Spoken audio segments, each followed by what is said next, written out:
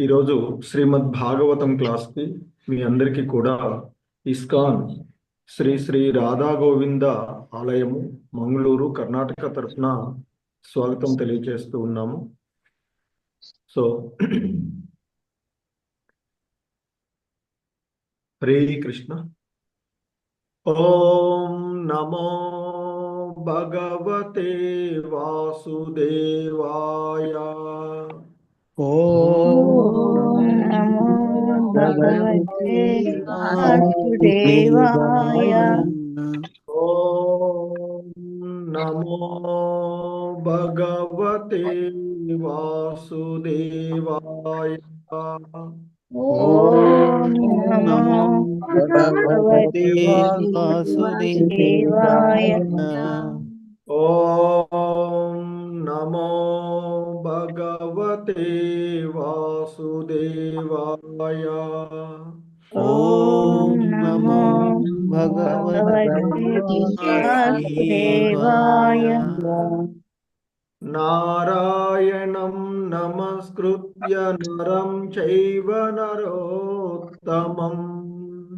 నారాయణం నమస్కృత్య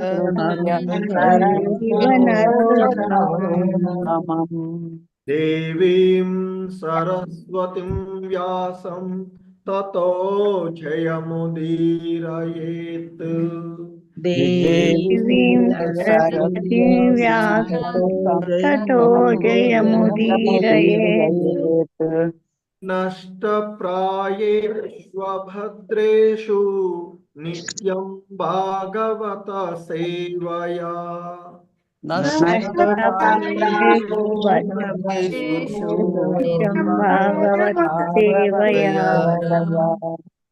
భగవతి ఉత్తమ శ్లోకే భక్తిర్భవతి నైష్టికీ.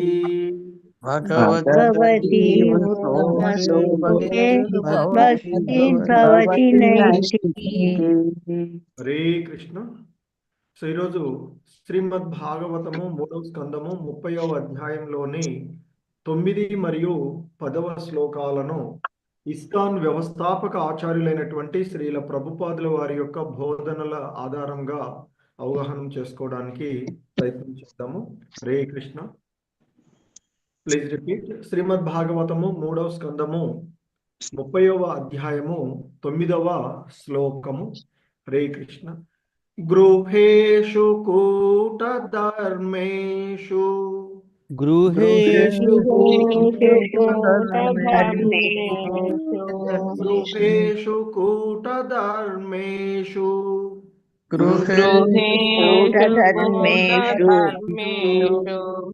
గృహేషు కూటధర్మేషు ధర్మేషు దుఃఖతంత్రేష్వతంద్రితః దుఃఖతంత్రేష్వతంద్రితః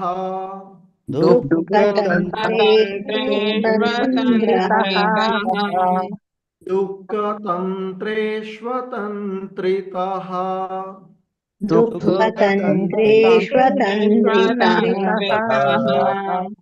కుర్వన్ దుఃఖ ప్రతీకారం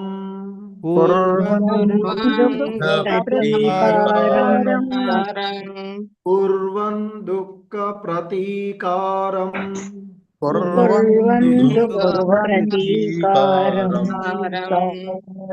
కుర్వన్ దుఃఖ ప్రతీకారం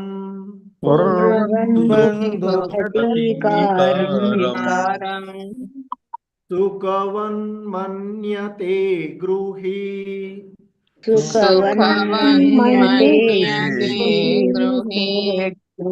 సుఖవన్మన్యతే గృహీ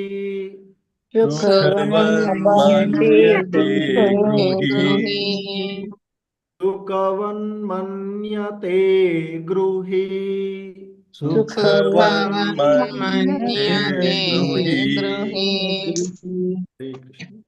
గృహేషు కూటధర్మేషు దుఃఖతంత్రేష్వతంద్రితః గృహేషు గృహేషు కూఢధర్మేషు కూఢధర్మేషు లోకే లోకతంత్రే స్వతంత్రితః గృహేషు కూటధర్మేషు దుఃఖతంత్రేష్వతంద్రితః గృహేషు కూఢధర్మేషు స్వతంత్రితః కుర్వన్ దుఃఖ ప్రతీకారం సుఖవన్మన్యతే గృహీ కుర్వన్ ప్రతీకారం మన్యతే గృహీ కుర్వన్ దుఃఖ ప్రతీకారం సుఖవన్మన్యతే గృహీ ప్రతీకారం గృహీ హరే కృష్ణ. మొత్తం శ్లోకం. గృహేషు కూటధర్మేషు దుఃఖతంత్రేష్వతంద్రితః కుర్వన్ దుఃఖ ప్రతీకారం సుఖవన్మన్యతే గృహీ గృహేషు కూఢధర్మేషు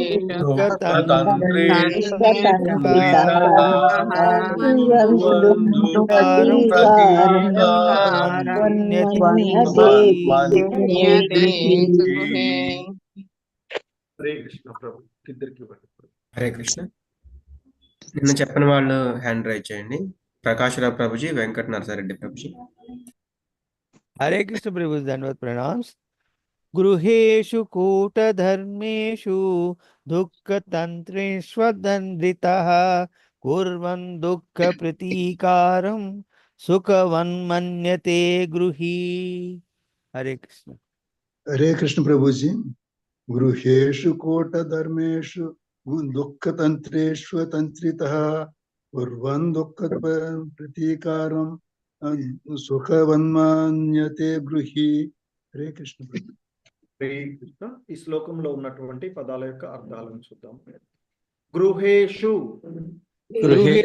గృహేషు కుటుంబ జీవనమున, కుటుంబ జీవనమున, కూటధర్మేషు కూటధర్మేషు మిథ్యాచారము నిండియున్న, మిథ్యాచారము నిండియున్న, దుఃఖతంత్రేషు దుఃఖతంత్రేషు దుఃఖమును పెంచుకొనుచు, దుఃఖమును పెంచుకొనుచు, అతింద్రితః అతింద్రితః సావధానుడై, కుర్వన్ వనరించుచు, దుఃఖ ప్రతీకారం దుఃఖములకు పరిహారము, సుఖవత్ సుఖమని మన్యతే భావించును,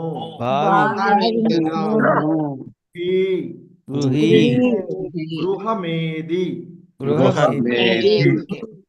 హరే కృష్ణ. భావము: ఆసక్తుడైన గృహమేది కపటత్వము రాజకీయములు నిండియున్నట్టి కుటుంబ జీవనమునందే నిలిచియుండును. దుఃఖములను పెంచుకొనుచు ఇంద్రియ భోగ కర్మలచే నియంత్రింపబడుచు అతడు తన దుఃఖములకు ప్రతిక్రియలను నునర్చును.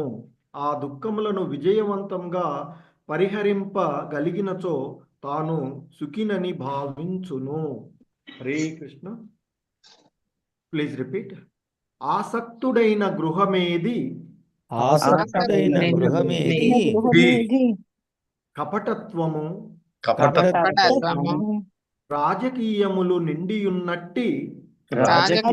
నిండియున్నట్టి కుటుంబ జీవనమునందే నిలిచియుండును. దుఃఖములను పెంచుకొనుచు ఇంద్రియ భోగ కర్మలచే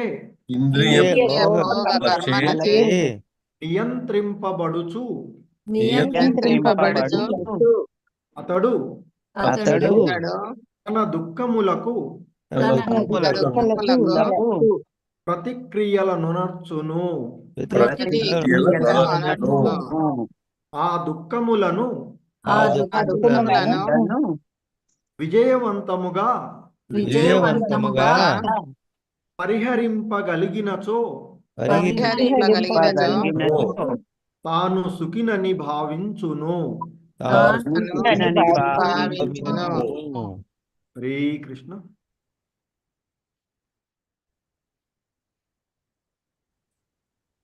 భాష్యము బై శ్రీల ప్రభుపాదుల వారు. హరే కృష్ణ. సో భాష్యము: భౌతిక జగము దుఃఖపూర్ణమైనట్టి అశాశ్వత స్థానమని భగవద్గీత యందు శ్రీకృష్ణ భగవానుడు తెలియజేసెను. ఈ భౌతిక జగమున వ్యక్తిగతముగా కానీ లేదా కుటుంబము, సంఘము, దేశము రూపేణ కానీ సుఖమనడి ప్రశ్నయే లేదు. సుఖము పేరిట ఏదైనా చలామణి యగుచున్నచో అదియును మాయయే. దుఃఖ ప్రభావమును విజయవంతంగా పరిహారము చేయగలుగుటయే ఈ భౌతిక జగమందు సుఖమను దాని భావము. మానవుడు తెలివిగల రాజనీతిజ్ఞుడు కానిదే జీవితము విజయవంతము కాని రీతిలో ఈ జగత్తు తయారు చేయబడినది. మానవ సంగమే అని పలుకనేల జంతుజాలము, పక్షులు, కీటకములు కూడా ఆహారము, నిద్ర, మైథునాది దేహ అవసరములను తెలివిగా పూర్తి కావించుకొనుచున్నవి. మానవులు కూడా జాతీయంగా లేదా వ్యక్తిగతంగా ఒకరితోనొకరు పోటీ పడుదురు. దాని యందు విజయమునందుటకు ప్రతి ఒక్కరూ కుటిలత్వంతో నిండిపోవుదురు. జీవన సంఘర్షణ యందు ఎంతటి రాజనీతి గాని మేధస్సును గాని చూపించినను భగవత్ సంకల్పంచే సమస్తము క్షణములో నశింపగలదని మనము సర్వదా గుర్తించుకొనవలెను. కనుక ఈ భౌతిక జగమున సుఖభాగులమనట్టుకు చేసేడి యత్నములన్నీయును కేవలము మాయాదత్తమగు మోహమే. హరే కృష్ణ.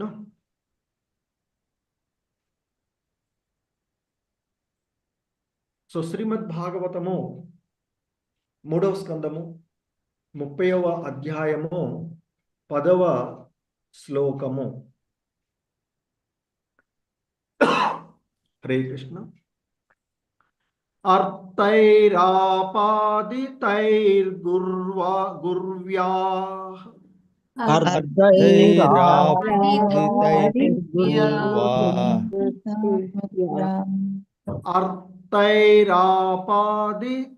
అర్థైరాపాదితైర్గుర్వ్యా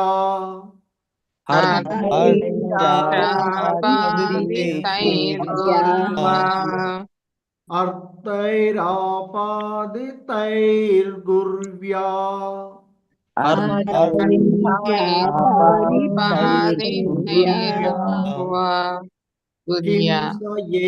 హింసయేతస్తచ్చ తాన్ హింసయేతస్తచ్చ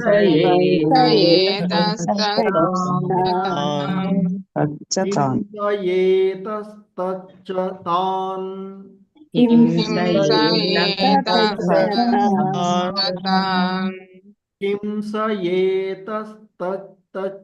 తాన్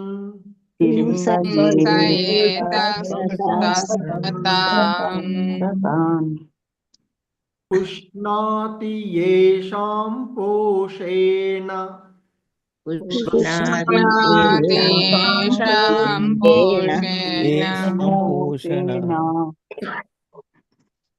పుష్ణాతి యేషాం పోషేణ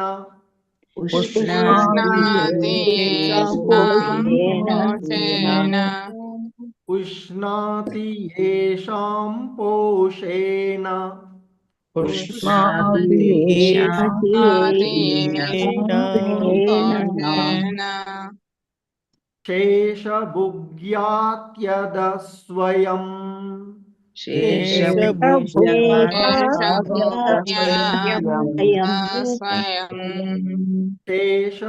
శేషభుగ్యాత్యద స్వయం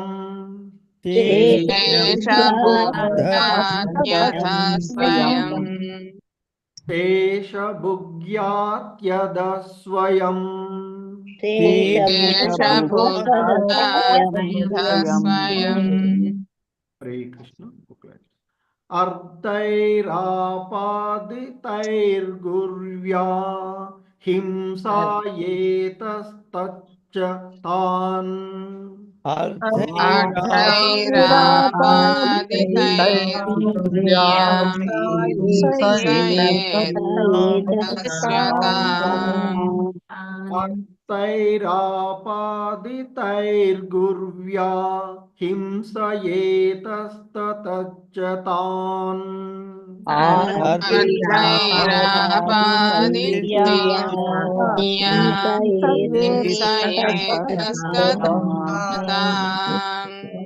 పుష్ణాతి యేషాం పోషేణ శేషభుగ్యాత్యద స్వయం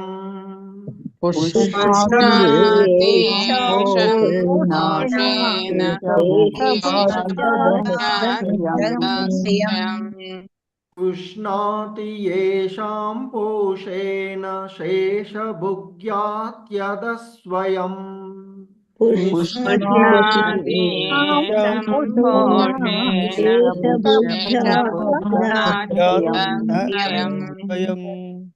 హరే కృష్ణ.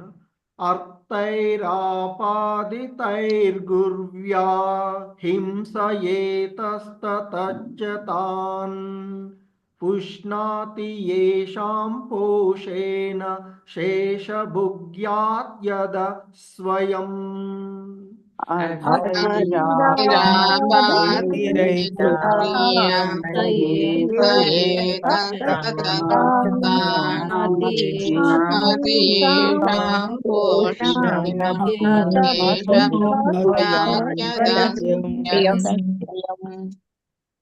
హరే కృష్ణ.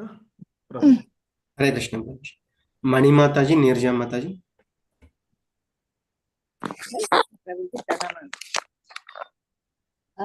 అర్ధైరాపాదితైర్గుర్వ్యా హింసయేతస్తతశ్చ తాన్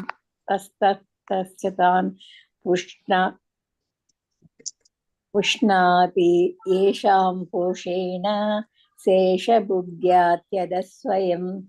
హరే కృష్ణ ప్రభుజీ. హరే కృష్ణ ప్రభుజీ, ప్రణామాలు. అర్ధైరాపాదితైర్గుర్వ్యా హింసయేతస్తతశ్చ తాన్ పుష్ణాతి యేషాం పోషేణ శేషభుగ్యాత్యద స్వయం. హరే కృష్ణ ప్రభుజీ, ధన్యవాదాలు. హరే కృష్ణ. జయప్రద మాతాజీ, అరుణాయ్ మాతాజీ. హరే కృష్ణ ప్రభుజీ, ప్రణామాలు. అర్ధైరాపాదితైర్గుర్వ్యా హింసయేతస్తతశ్చ తాన్ పుష్ణాతి యేషాం పోషేణ శేషభుగ్యాత్యధ స్వయం. హరే కృష్ణ. హరే కృష్ణ ప్రభుజీ, ప్రణామాలు.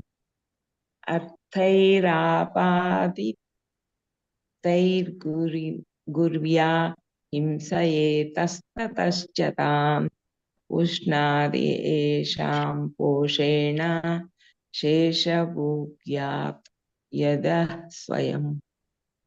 హరే కృష్ణ. హరే కృష్ణ. ధన్యవాదాలు. చదవండి గిరిజా మాతాజీ. హరే కృష్ణ. గిరిజా మాతాజీ మీరు చదవండి. అర్థైరాపాదితైర్గుర్వ్యా హింసయేతస్తతశ్చ తాన్ పుష్ణాతి యేషాం పోషేణ శేషభుగ్యాత్యధ స్వయం. ధన్యవాదాలు ప్రభుజీ. విశాలవతి మాతాజీ. హరే కృష్ణ ప్రభుజీ. అర్థైరాపాదితైర్గుర్వ్యా హింసయేతస్తతశ్చ తాన్ పుష్ణాతి యేషాం పోషేణ శేషభుగ్యాత్యధ స్వయం. హరే కృష్ణ ప్రభుజీ. హరే కృష్ణ. సో ఈ శ్లోకంలో ఉన్నటువంటి పదాల యొక్క అర్థాలను చూద్దాము. హరే కృష్ణ. అర్థైహి ధనమును ఆపాదితైహి సంపాదించి సంపాదించి గుర్వ్యా గుర్వ్యా గొప్ప గొప్ప హింసయా హింసయా హింసతో హింసతో ఇత తత అచ్చటచ్చట చ మరియు తాన్ వారిని అనగా కుటుంబ కుటుంబ సభ్యులను కృష్ణాతి పోషించును ఏషాం వారి యొక్క పోషేణ పోషణ కొరకు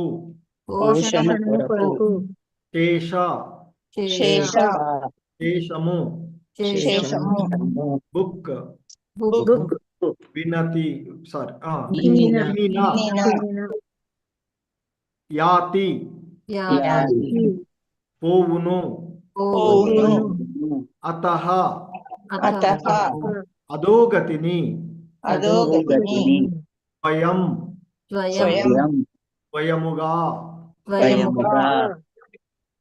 హరే కృష్ణ.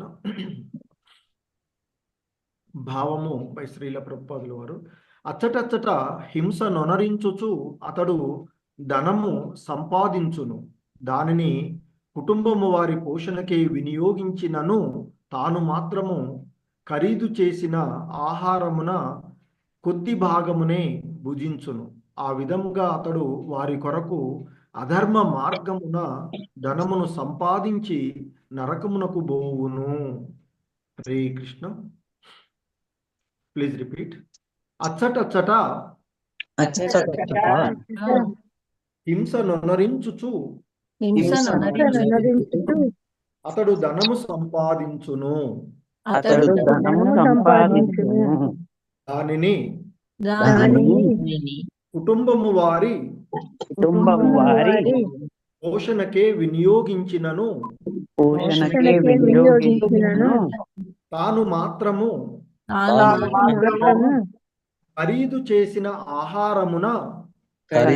చేసిన ఆహారమున కొద్ది భాగమునే భుజించును. ఆ విధముగా అతడు వారి కొరకు అధర్మ మార్గమున ధనము సంపాదించి నరకమునకు బోవును.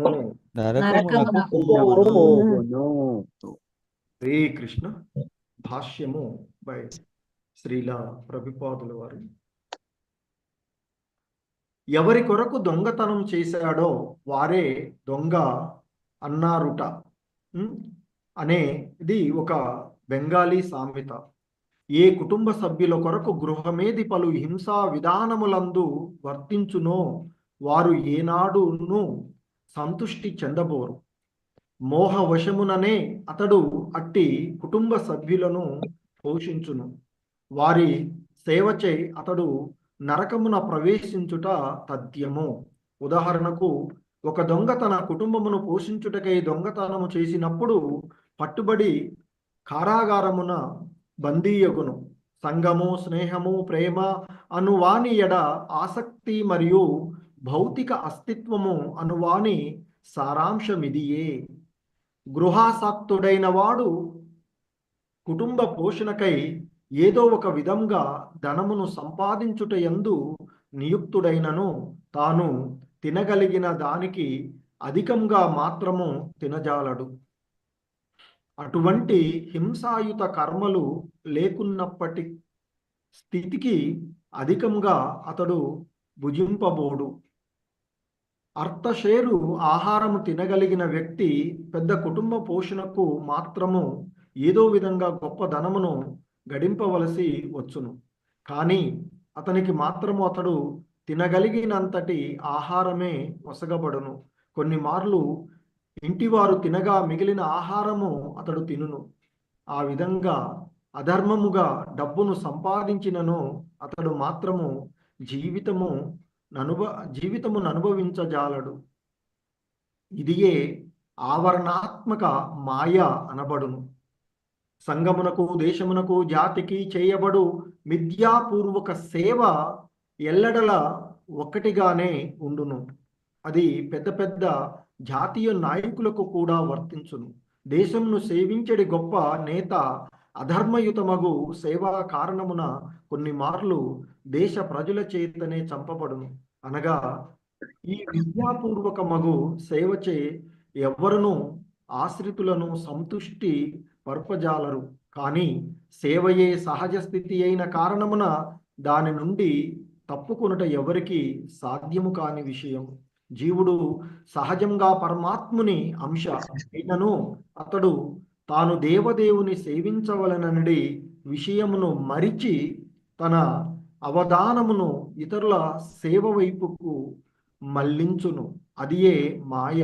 ఇతరులను సేవించుచు అతడు మిథ్యగా తనను తాను ప్రభువునని తలచును. ఇంటి యజమాని తనను తాను కుటుంబమునకు ప్రభువునని తలచును. అదే రీతిగా దేశనేత తనను తాను దేశమునకు ప్రభువునని భావించును. కానీ వాస్తవమునకు వారు సేవయందే నెలకొని ఉన్నారు. ఆ సేవచే క్రమంగా వారు నరకమునకు బోవుదురు. కనుక బుద్ధిమంతుడైన వాడు కృష్ణ భక్తి భావనా స్థితికి అరుదించి జీవితమును, సంపదను, బుద్ధిని, వాక్శక్తిని పూర్తిగా వినియోగించుచు కృష్ణ సేవయందు నెలకొనవలెను. హరే కృష్ణ. జగద్గురు శ్రీల ప్రభుపాద్కి జై. సో ఇది శ్రీల ప్రభుపాదుల వారి యొక్క భాష్యము ఈ శ్లోకములకు మనకి ఇవ్వబడినటువంటిది. సో మరి ఈ అధ్యాయమైనటువంటి ఈ 30వ అధ్యాయం, సో మరి విపరీత కర్మలను గురించి కపిల భగవానుల వారి చేత వర్ణింపబడుతూ ఉన్నటువంటి ఈ అధ్యాయంలో మరి ఈ జీవుడు తన వాస్తవికమైనటువంటి స్వధర్మాన్ని అనుసరించకుండా మాయ చేత ప్రభావితుడై ఈ భౌతిక జగత్తులోనున్న కారణంగా ఈ భౌతిక జగత్తులో అతడు చేస్తూ ఉన్నటువంటి ఆ విపరీతమైనటువంటి చర్యలను లేదా కర్మలను ఆ కపిల భగవానుల వారు మనకి వివరిస్తూ ఉన్నటువంటి అంశాలను మనము ఇక్కడ చూస్తూ ఉన్నటువంటిది. సో ఈ క్రమంలో మనము అంశాలను ఇస్కాన్ వ్యవస్థాపక ఆచార్యులైనటువంటి శ్రీల ప్రభుపాదుల వారి యొక్క భాష్యం ద్వారా చూస్తూ ఉన్నటువంటిది. హరే కృష్ణ. ఓం అజ్ఞానతిమిరాంధస్య జ్ఞానాంజనశలాకయా చక్షుర్మిలితం యేన తస్మై శ్రీ గురవే నమః. నమో ఓం విష్ణుపాదాయ కృష్ణప్రేష్టాయ భూతలే శ్రీమతే భక్తి వేదాంత స్వామినితి నామినే. నమస్తే సారస్వతీ దేవే గౌరవాణి ప్రచారిణి నిర్విశేష శూన్యవాది పాశ్చాత్య దేశతారిణి. జయ శ్రీకృష్ణ చైతన్య ప్రభు నిత్యానంద శ్రీ అద్వైత గదాధర శ్రీవాసాది గౌర భక్త బృంద. హరే కృష్ణ కృష్ణ కృష్ణ హరే హరే, హరే రామ రామ రామ హరే హరే. హరే కృష్ణ కృష్ణ కృష్ణ హరే హరే, హరే రామ రామ రామ హరే హరే. సో ఆ కపిల భగవానుల వారు వివరిస్తూ ఉన్నటువంటి ఆ విపరీత కర్మల యొక్క వివరణలో జీవుడు ఏ విధంగా ఈ భౌతిక జగత్తులో మాయా బంధనాలలో చిక్కుకుని ఉంటాడు, నాది నా కుటుంబము అంటూ ఇక మరి పూర్వపు శ్లోకాలలో మాయచే తన మిథ్యగా మోహింపచేసేటువంటి స్త్రీకి అతడు బానిసైనటువంటి విషయాన్ని చెప్తూ తద్వారా సంతానాన్ని పొందుతూ మరి ఆ సంతానపు ముద్దు మాటలతో మోహపరవశుడవుతూ ఉన్నాడు.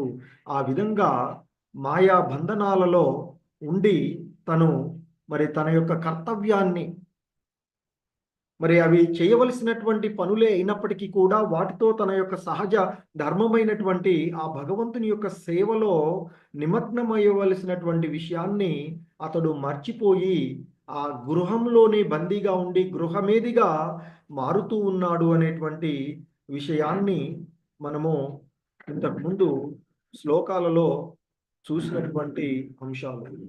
సో ఇంకా ఆ కపిల భగవానుల వారు కొనసాగిస్తూ చెప్తూ ఉన్నటువంటి అంశము ఇక్కడ, గృహేషు కూటధర్మేషు దుఃఖతంత్రేష్వతంద్రితః కుర్వన్ దుఃఖ ప్రతీకారం సుఖవన్మన్యతే గృహీ. గృహేషు కూటధర్మేషు అంటే మిథ్యాచారంతో నిండి ఉన్నటువంటి ఆ కుటుంబ జీవనమున దుఃఖతంత్రేష్వతంద్రితః. సో సావధానుడై అంటే ఆ మిథ్యాచారంతో నిండి ఉన్నటువంటి కుటుంబ జీవనమున అతడు సావధానుడై దుఃఖాన్ని పెంచుకొనుచూ ఉంటూ ఉన్నాడు అని చెప్తున్నారు. ఆ విధమైనటువంటి కర్మలను చేసుకుంటూ, కుర్వన్ దుఃఖ ప్రతీకారం సుఖవన్మన్యతే గృహీ.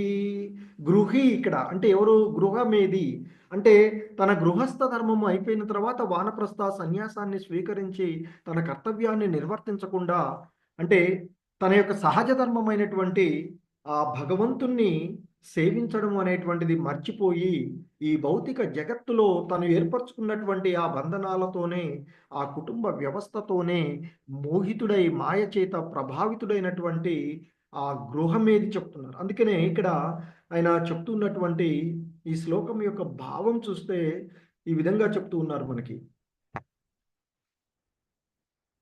ఆసక్తుడైన గృహమేది అంటే ఆ విధంగా తాను, తన భార్య, తన కుటుంబము అనేటువంటి పిల్లలు, సంఘము అనేటువంటి ఆ విధానికి ఆసక్తుడైనటువంటి ఆ గృహమేది అంటే కొంతకాలం తర్వాత తను చేయవలసినటువంటి కర్మలను చేయకుండా ఇంకా ఆ విషయాలకే ఆ ఆసక్తుడై ఉన్నటువంటి ఆ గృహమేది కపటత్వము రాజకీయములు నిండి ఉన్నటువంటి కుటుంబ జీవనమయందే నిలిచి ఉంటాడు. సో కొంతకాలం తర్వాత చెప్పబడుతున్నటువంటి ధర్మం ఏంటి? అతడు వానప్రస్థగాను సన్యాసంగాను సరే వదిలివేయవలసిన అవసరం లేదు, కానీ భక్తియుతమైనటువంటి సేవలలో అతడు నిమగ్నం అవ్వవలసినటువంటిది, ఆ భగవంతుణ్ణి స్మరిస్తూ ఉండవలసినటువంటి విషయాన్ని మర్చిపోయి కపటత్వము రాజకీయాలు నిండి ఉన్నటువంటి ఆ కుటుంబ జీవనమునందే అతడు నిలిచిపోతూ ఉన్నాడు, తన సహజ ధర్మాన్ని మర్చిపోతూ ఉన్నాడు అనేటువంటిది. ఎందుకంటే ఆ భగవంతుని యొక్క అంశగా వచ్చినటువంటి మరి ఆయనకు సేవ చేయడం అనేటువంటి విషయాన్ని మర్చిపోతూ ఉన్నాడు అని చెప్తున్నారు. దుఃఖములను పెంచుకొనుచు ఇంద్రియ భోగ కర్మల చే నియంత్రింపబడుచు అంటే తాను చేస్తున్నటువంటి కర్మల వలన ఇంకా ఇంకా దుఃఖాలను పెంచుకుంటూనే ఉన్నాడు. ఆ విధంగా అతడు ఆ ఇంద్రియాలకు ఆసక్తుడైనటువంటి కారణంగా ఆ ఇంద్రియ భోగ కర్మలను చేస్తూ అంటే ఇంద్రియాల చేత అతడు నియంత్రించబడుతూ, అతని చేత నియంత్రించబడవలసినటువంటి ఇంద్రియాలను వదిలేసి ఇంద్రియాలకు అతడు నియంత్రించబడుచు, ఇంద్రియాల చేత అతడు నియంత్రింపబడుచు తన దుఃఖాలకు ప్రతిక్రియలను నడుస్తూ ఉంటాడు. ఈ దుఃఖాల నుండి బయటపడాలేటువంటి మార్గాన్ని అంటే తాత్కాలికమైనటువంటి వాటి నుండి అంటే అతని ఆ ఇంద్రియ భోగ కర్మల కోసం, ఆ ఇంద్రియ భోగాల కోసం అతడు ఆసక్తుడైనప్పుడు మరి వాటిని సుఖాలుగా భావిస్తూ మరి లేదా వాటి యొక్క నియంత్రణలో వాటి ద్వారా కలిగేటువంటి ఆ విషయాలకు మార్గాలను వెతుక్కుంటూ, ప్రతిక్రియలను వెతుక్కుంటూ ఇంకా ఇంకా అతడు ఆ దుఃఖాలను విజయవంతంగా హరింపగలిగినట్లుగా భావిస్తూ ఉంటాడు. ఆ విధంగా వాటికి పరిష్కారాలను అతడు ఎతుక్కున్నట్లయితే, అంటే పరిష్కారాలను వాడు కనుక్కున్నట్లయితే దానిలో అతడు విజయవంతమైనట్లుగా, ఇక తానే సుఖినిగా, అంటే తాను ఏదైనా వాంఛలను కలిగి ఉన్నాడనుకోండి, వాటిని పొందాడనుకోండి, గొప్ప నేను అది పొందాను అనేటువంటి ఒక భావనతో తాను సుఖిని అని పొందుతూ ఉంటాడు. అంటే ధనం కానీ, భార్యలు కానీ, పిల్లలు కానీ, ఇలాంటి భార్య పిల్లలు లాంటి విషయాలను తాను పొందినప్పుడు తాను సుఖినైనట్లుగా భావిస్తూ ఉండేటువంటి విషయాన్ని ఇక్కడ చెప్తూ ఉన్నటువంటిది. ఇక్కడ శ్రీల ప్రభుపాదుల వారు భాష్యంలో చెప్తూ ఉన్నారు, భౌతిక జగము దుఃఖపూర్ణమైనట్టి అశాశ్వత స్థానమని భగవద్గీత యందు శ్రీకృష్ణ భగవానుడు తెలియచేసెను. సో ఎందుకంటే ఆయన చెప్తూ భగవద్గీత యందు నా యొక్క ఆ ధామము మాత్రమే శాశ్వతమైనది, నిత్యమైనది. ఈ భౌతిక జగత్తులో సో మహోన్నతమైనటువంటి ఆ బ్రహ్మలోకము నుండి అత్యల్పమైనటువంటి పాతాళ లోకం వరకు ఏదైనా అశాశ్వతమైనది, జనన మరణాలతో కూడినటువంటిదే అర్జున అంటూ భగవద్గీత యందు చెప్తారు. కానీ నా భక్తులు ఇక్కడ చెప్పేటువంటిది ఏంటంటే, ఇతర దేవతార్చనము ద్వారా ఫలాలను పొందుతారు, అందులో సందేహమేమీ లేదు. కానీ వారి ద్వారా ఇవ్వబడేటువంటివి తాత్కాలికమైనటువంటి ఫలాలే. కాబట్టి ఏ లోకానికి చేరినా, ఇంద్రలోకానికి చేరినా, చంద్రలోకానికి చేరినా, లేక బ్రహ్మలోకానికి చేరినా, లేదా కైలాసం చేరిన, ఎక్కడికి చేరినా తిరిగి మరలా ఈ భౌతిక జగత్తుకు రావలసినదే అని చెప్తూ ఉన్నారు. కానీ నా యొక్క భక్తులు నా దివ్యధామాన్ని చేరుతారు, అదే పరమగమ్యము, దానిని చేరిన వాడు ఈ భౌతిక జగత్తులోకి తిరిగి రాడు అంటూ చెప్తారు. ఈ తాత్కాలికమైన అశాశ్వతమైన ఈ దుఃఖాలయంలోనికి అతడు తిరిగి రాడు, అంటే ఈ జనన మరణాలను అధిగమిస్తాడు అంటూ చెప్తున్నారు.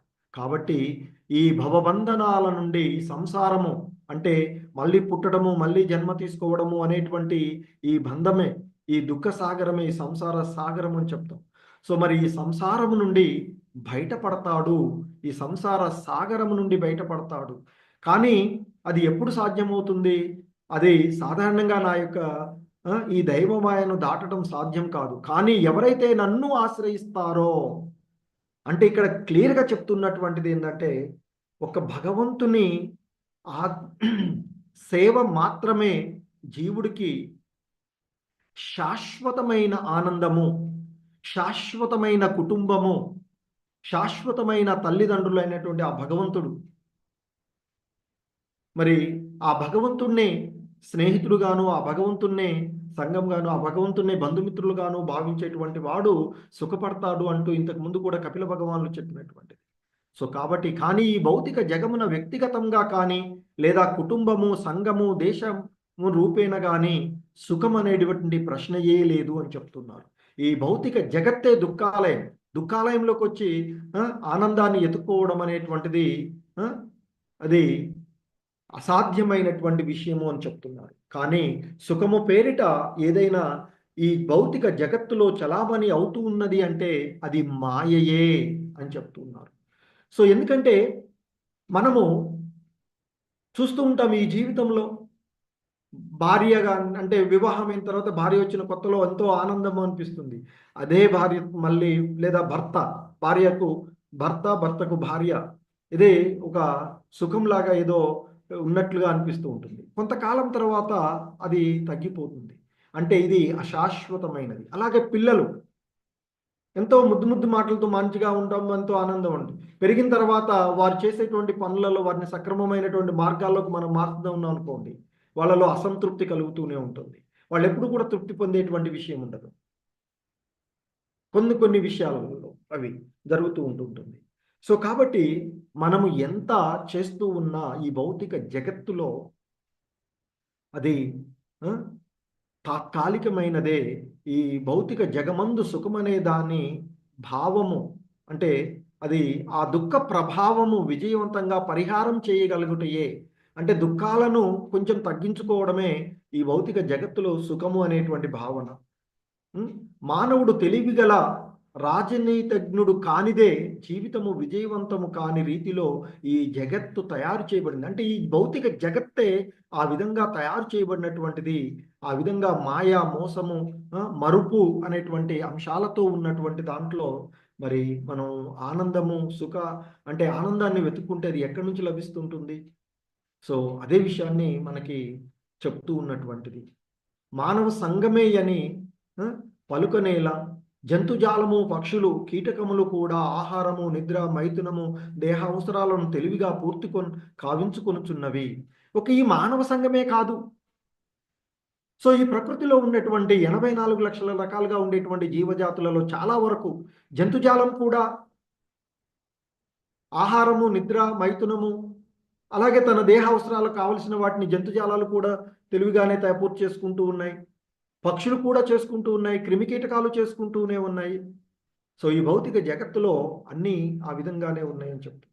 మానవులు కూడా జాతీయంగా లేదా వ్యక్తిగతంగా ఒకరితోనొకరు పోటీ పడుతూ ఉంటుంటారు. కానీ సో పోటీ పడతారు. దాని యందు విజయము నందుటకు ప్రతి ఒక్కరూ కుటిలత్వంతో నిండిపోయి ఉంటుంది అని చెప్తారు. సో మరి ఏదో ఒక రకంగా కొంత కపటత్వము మరి ఆ విషయాలలో ఉండే తీరుతుంది అని చెప్తున్నారు. మరి జీవన సంఘర్షణ యందు ఎంతటి రాజనీతి గాని, మేధస్సు గాని చూపినను భగవత్ సంకల్పంచే సమస్తము క్షణంలో నశింపగలదని మనము సర్వదా గుర్తుంచుకోవలసింది. సో ఈ జగత్తులో ఎంతెంతో మంది మహారాజులుగా ఉన్నటువంటి వారు లేదా మహా సామ్రాజ్యాలుగా ఉన్నటువంటివి నేలమట్టమైనటువంటి పరిస్థితులను చూస్తూ ఉన్నటువంటిది.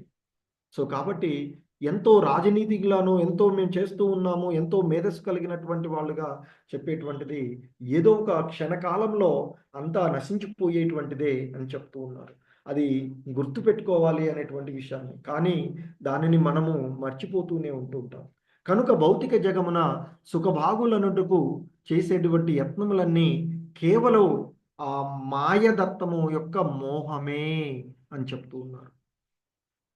కాబట్టి ఆ ఆధ్యాత్మిక జగత్తులో చేసేటువంటివి మాత్రమే శాశ్వతమైనటువంటివి. ఈ భౌతిక జగత్తులో మనం ఏం చేస్తూ ఉన్నా భగవత్ సంబంధం తప్ప మిగిలినవన్నీ కూడా మోహాన్ని గురి చేసేవే, మోహం ద్వారా చేస్తూ ఉన్నవే, ఆధ్యాత్మిక అంశాలు తప్ప అంటూ చెప్తూ ఉన్నటువంటిది. ఇంకా చెప్తున్నారు, అర్థైరాపాదితైర్గుర్వ్యా హింసయేతస్తచ్చాన్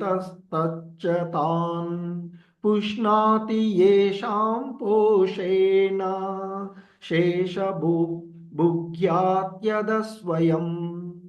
అచ్చటచ్చట హింసను నరించుచు అంటే తాను తన కుటుంబ పోషణకు తనను కూడబెట్టేటువంటి ఆ విషయాలలో అచ్చటచ్చట ఖచ్చితంగా హింస కొనసాగుతూనే ఉంటుంది అని చెప్తుంటారు.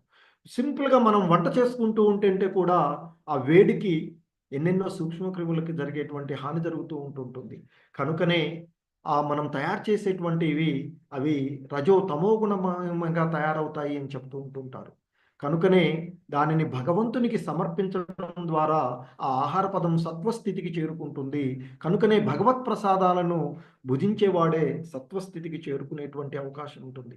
అందుకే శ్రీల ప్రభుపాదుల వారు ఎక్కువగా ప్రసాద వితరణం చేయాలి మానవాళికి అని చెప్తూ ఉంటుంటారు. సో కాబట్టి ఖచ్చితంగా ఏం చేస్తూ ఉన్నా అందులో కొంత హింస అనేటువంటిది ఖచ్చితంగా ఉండేటువంటిది. ఈవెన్ మనం వ్యవసాయం చేస్తూ ఉన్నాం అనుకోండి, అందులో కూడా హింస. సో కానీ మరి అది ఈ జగత్తు అలాంటిదే.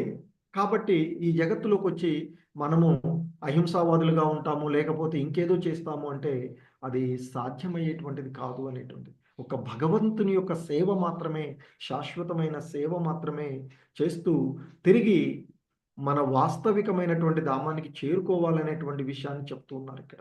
అచ్చటచ్చట హింస నొనరించుచు అతడు ధనము సంపాదించును, దానిని కుటుంబము వారి పోషణకే వినియోగించినను తాను మాత్రము ఖరీదు చేసిన ఆహారమును కొద్ది భాగమునే భుజించును.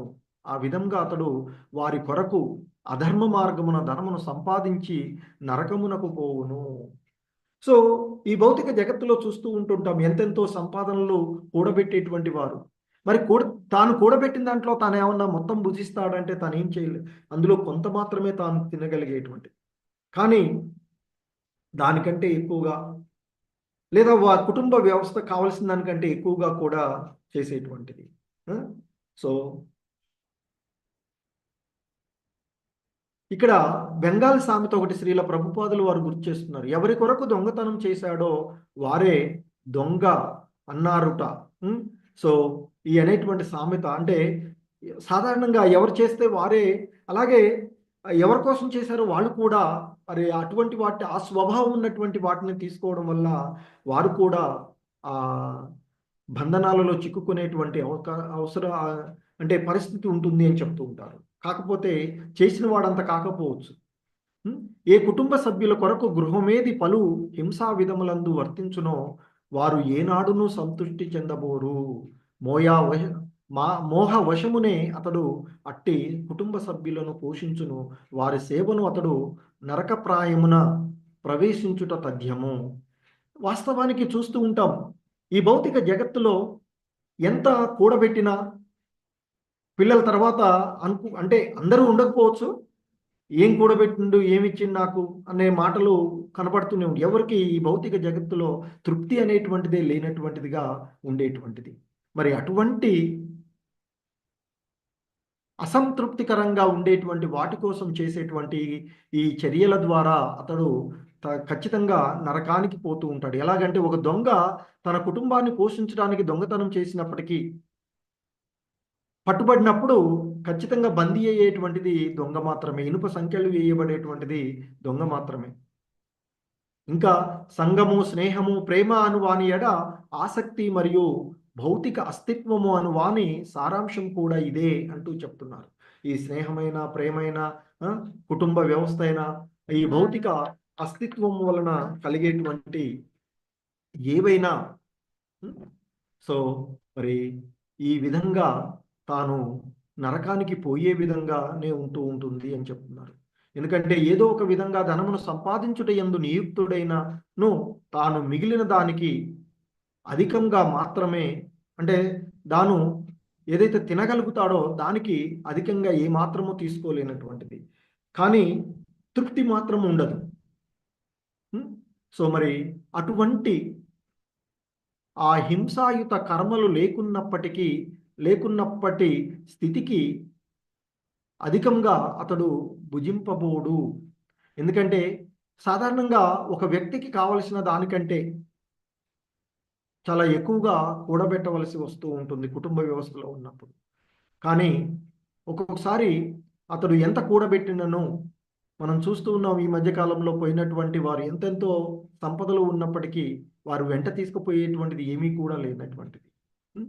సో వారు తినగలిగినటువంటి ఆహారాన్ని వారు తినగలుగుతారు. కొన్నిసార్లు మరి తాను ఈ కుటుంబ యజమానిగా అని భావిస్తూ తల్లి అయినా తండ్రి అయినా వాళ్ళు పిల్లలు తినగా మిగిలినటువంటి ఆహారాన్ని తినేటువంటి పరిస్థితి కూడా, అంటే మన జీవన విధానం ఏ విధంగా ఉంటుందో చెప్తూ ఉన్నారు శ్రీల ప్రభుపాదుల వారు. ఆ రీతిగా అధర్మమును డబ్బును సంపాదించినను అతడు మాత్రము జీవితమును అనుభవింపజాలడు. ఇదియే ఆవరణాత్మక మాయ అనబడుతుంది. సంగమునకు, దేశానికి, జాతికి చేయబడేటువంటి మిథ్యాపూర్వక సేవ ఎల్లప్పుడూ ఒకటిగానే ఉండును. అది పెద్ద పెద్ద జాతీయ నాయకులకు కూడా వర్తించును. దేశమును సేవించేటువంటి గొప్ప నేత అధర్మయుతమగు సేవాకారమున కొన్ని మార్లు దేశ ప్రజల చేతనే చంపబడును. అనగా ఈ మిథ్యాపూర్వకమైన సేవ ఎవ్వరునూ ఆశ్రితులను సంసృష్టి పరచజాలరు, కానీ సేవయే సహజ స్థితి అయిన కారణంగా దాని నుండి తప్పుకోవట ఎవరికి సాధ్యం కాని విషయము అని చెప్తున్నారు. ఎందుకంటే ఇక్కడ శ్రీల ప్రభుపాదుల వారు చెప్తున్నట్లుగా ఈ దేశంలో ఎంతమెంతో నాయకులను చూస్తాం.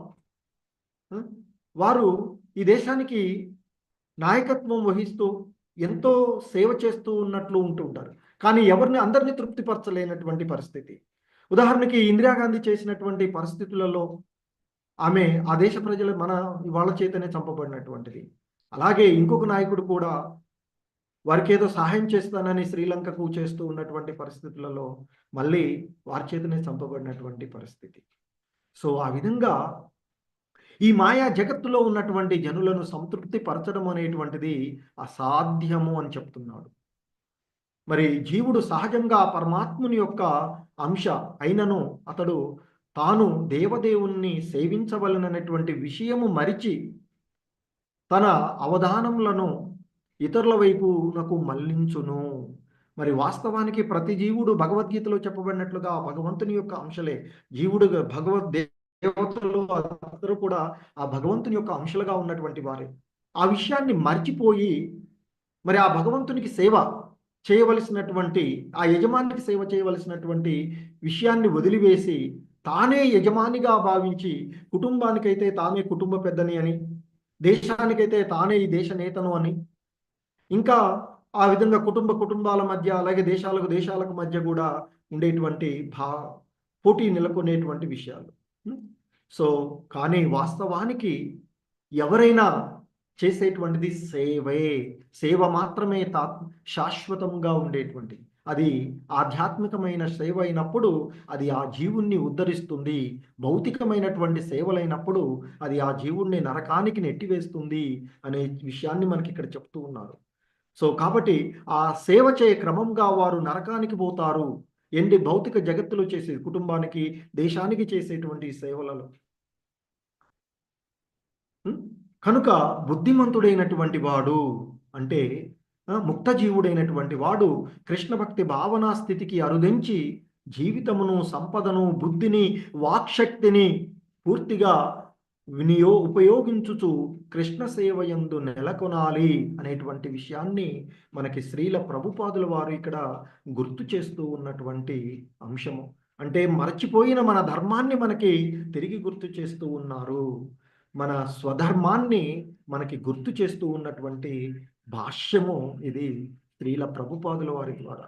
జగద్గురు శ్రీల ప్రభుపాద్ కీ జై. హరే కృష్ణ. మాతాజీస్, ప్రభుజీస్, ధన్యవాదాలు. ఎవరైనా ఏదైనా యాడ్ చేయగలిగితే చేస్తా అంటే 1 or 2 points.